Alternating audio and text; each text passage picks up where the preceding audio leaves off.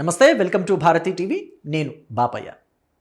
అట్లుంటది లోకేష్తోని, ఒక్క దెబ్బకు 1,00,000 ఉద్యోగాలు అని చెప్పేసి ఈ వీడియోకి నేను ఒక టైటిల్ పెట్టాను.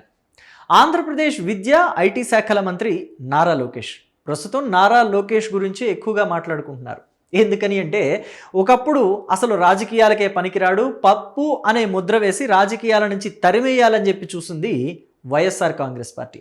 కానీ తను పప్పు కాదు నిప్పు అని చెప్పేసి, నిప్పు కణిక అని చెప్పేసి ప్రూవ్ చేసుకున్నాడు నారా లోకేష్. ఏ స్థాయి నుంచి ఏ స్థాయికి ట్రాన్స్ఫర్మేషన్ జరిగింది తన కెరియర్లో అని చెప్పేసి చూస్తే కూడా మనకి ఆశ్చర్యం కలుగుతుంది. అందుకని ఈ వీడియోకి నేను నారా లోకేష్ని హైలైట్ చేస్తూ టైటిల్ కూడా పెట్టాను. ఎందుకు పెట్టాననేది కూడా మీకు పూర్తిగా తెలియజేస్తాను. నారా లోకేష్ ప్రతిపక్షంలో ఉన్నప్పుడు, అంటే తెలుగుదేశం ప్రతిపక్షంలో ఉన్నప్పుడు ఆయన ఎమ్మెల్యే కూడా కాదు. 2019 ఎన్నికల్లో మంగళగిరి నుంచి పోటీ చేసి ఓడిపోయారు. సో మంగళగిరి అని పలకటం కూడా రాని మందబుద్ధి అని చెప్పేసి రోజా లాంటి వాళ్ళు నారా లోకేష్ని ఎగతాళి చేశారు. కానీ అదే నారా లోకేష్ పాదయాత్రను చేపట్టాడు. యువగళం పాదయాత్ర అని చెప్పేసి ఆ పాదయాత్రను చేపట్టాడు. ఎప్పుడైతే ఆ పాదయాత్రని లోకేష్ చేపట్టారో లోకేష్ని ఏ స్థాయిలో హేళన చేశారనేది మీకు ఒక్కసారి గుర్తు చేయాలి. కుప్పం నియోజకవర్గంలో ఈ పాదయాత్రను మొదలుపెట్టాడు. అసలు కనీసం కుప్పమైనా పూర్తి చేయగలుగుతాడా? ఇంకా కష్టపడితే మహా అయితే చిత్తూరు జిల్లా వరకు నడుస్తాడేమో, ఆ తర్వాత ఆయన వల్ల అవ్వదు అని చెప్పేసి హేళన చేశారు. నడవలేడు, లోకేష్ వల్ల కాదు అని చెప్పేసి అన్నారు. కానీ లోకేష్ ఆ పాదయాత్రని కంటిన్యూ చేస్తున్నప్పుడు ప్రజల నుంచి వచ్చిన స్పందన, ప్రజల నుంచి వచ్చిన ఆదరణ చూసి వైసీపీ వాళ్ళకే కళ్ళు బైర్లు కమ్మాయి. వైసీపీ వాళ్ళకి ఒక్కసారిగా మైండ్ షాక్ అయ్యి షేక్ అయింది. ఎక్కడ నుంచి మొదలుపెట్టాడు లోకేష్, ఏ స్థాయికి వెళ్ళాడని చెప్పేసి వాళ్ళంతా కూడా ఆశ్చర్యానికి గురయ్యారు. ఇక ఇలా వదిలేస్తే లాభం లేదు, ఈ పాదయాత్రకి అవాంతరాలు సృష్టించి లోకేష్కి విసుగొచ్చేలాగా చేయాలని చెప్పేసి కూడా ట్రై చేశారు. కానీ లోకేష్ రెచ్చగొట్టిన కొద్ది ఇంకా రెచ్చిపోతాడు, ఇంకా హైప్కి తీసుకువెళ్తాడు ఆ పాదయాత్రని అని చెప్పేసి వాళ్ళకి అర్థం కాలేదు. రెచ్చగొట్టి చూసారు, ఇంకా హీరోని చేశారు లోకేష్ని. మొత్తం మీద ఈ యువగళం పాదయాత్ర గురించి ఇప్పుడు ఎందుకు చెప్పానని మీకు డౌట్ రావచ్చు కదా. సమయం సందర్భం ఏమన్నా ఉందా, నువ్వెందుకు యువగళం పాదయాత్ర గురించి చెప్తున్నావని మీకు అనుమానం రావచ్చు. అయితే యువగళం పాదయాత్ర చేపట్టింది లోకేష్ ప్రజల అభిప్రాయాలను తెలుసుకోవడానికి, ప్రజల కష్టాలని తెలుసుకోవడానికి, ప్రజలు ప్రభుత్వం నుంచి ఏం కోరుకుంటున్నారనేది తెలుసుకోవడానికి. సో అయితే యువగళం పాదయాత్రలో నారా లోకేష్ దృష్టికి వచ్చిన విషయాలు ఏంటి అంటే, ఉపాధి అవకాశాలు కావాలి, మా పిల్లలు ఇక్కడ చదువుకుంటున్నారు, పొట్ట చేత పట్టుకుని ఉద్యోగానికి పక్క రాష్ట్రాలకు వెళుతున్నారు. అయితే హైదరాబాదు, లేకపోతే ఇటువైపు చూస్తేనేమో చెన్నై, లేకపోతే బెంగళూరు, లేకపోతే పూణే, అంటే తెలంగాణ, కర్ణాటక, తమిళనాడు, మహారాష్ట్ర, ఈ రాష్ట్రాలకు వెళ్ళిపోతున్నారు ఉద్యోగాల కోసం. మన దగ్గర చదువుకున్న మన పిల్లలు మన దగ్గరే ఉద్యోగం చేసుకోవడానికి అవకాశాలు ఉండటం లేదు.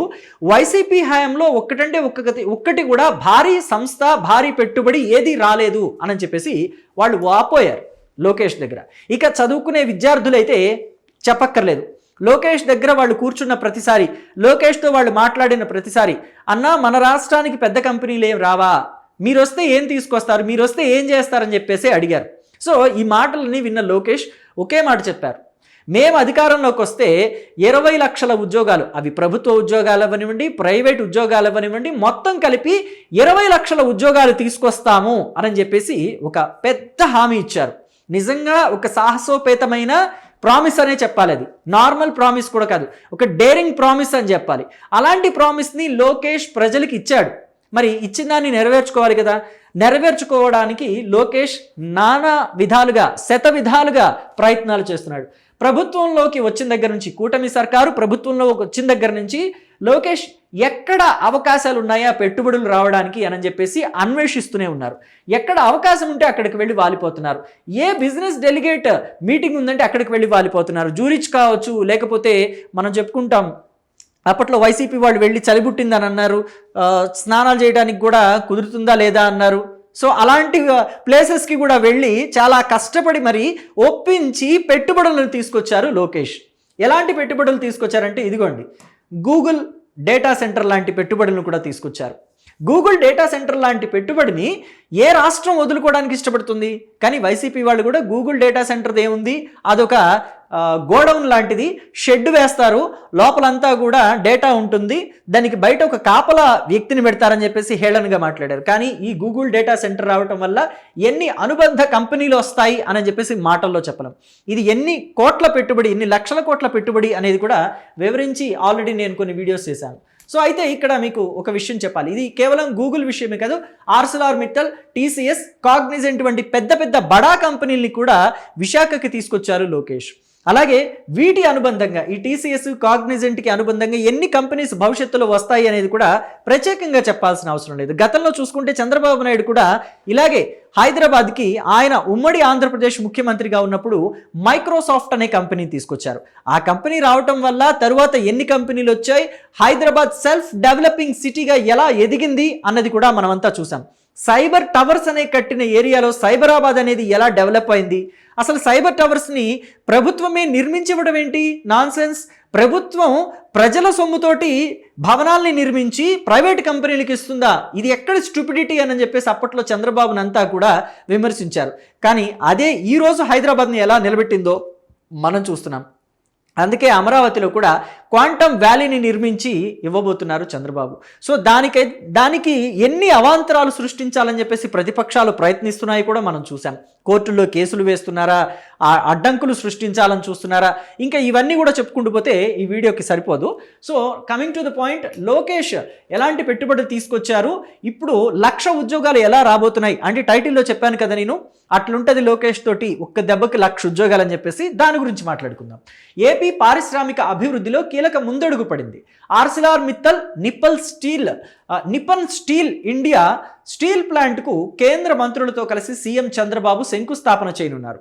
అనకాపల్లి జిల్లా నక్కపల్లి మండలం రాజయ్యపేటలో స్టీల్ ప్లాంట్ ఏర్పాటు చేయనున్నారు. 1.36 లక్షల కోట్ల పెట్టుబడితో మొత్తం 5,465 ఎకరాల విస్తీర్ణంలో ఈ ప్లాంట్ ఏర్పాటు కానుంది.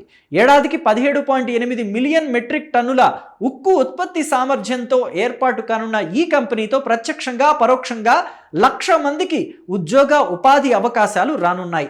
గ్రీన్ఫీల్డ్ ఇంటిగ్రేటెడ్ స్టీల్ ప్లాంట్ 2 దశల్లో సాకారం కానుంది. దీనికి అనుబంధంగా అంటే కేవలం ఈ ఒక్క స్టీల్ ప్లాంట్ని మాత్రమే కాదు, మనం చెప్పుకుంటాం కదా, నేను ఇప్పుడు కూడా అన్నాను, గూగుల్ డేటా సెంటర్ వస్తే దానికి అనుబంధంగా కొన్ని కంపెనీస్ వస్తాయి.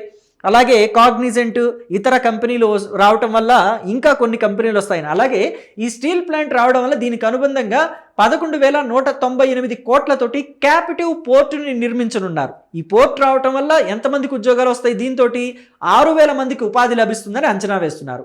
ఏఎంఎన్ఎస్ ఇండియా రాకతో విశాఖ ఎకనామిక్ రీజియన్ పరిశ్రమల హబ్గా మారనుంది. జాతీయ అంతర్జాతీయ ఉక్కు మార్కెట్లో ఏఎంఎన్ఎస్ ఇండియా భవిష్యత్తులో కీలక పాత్ర పోషించనుంది.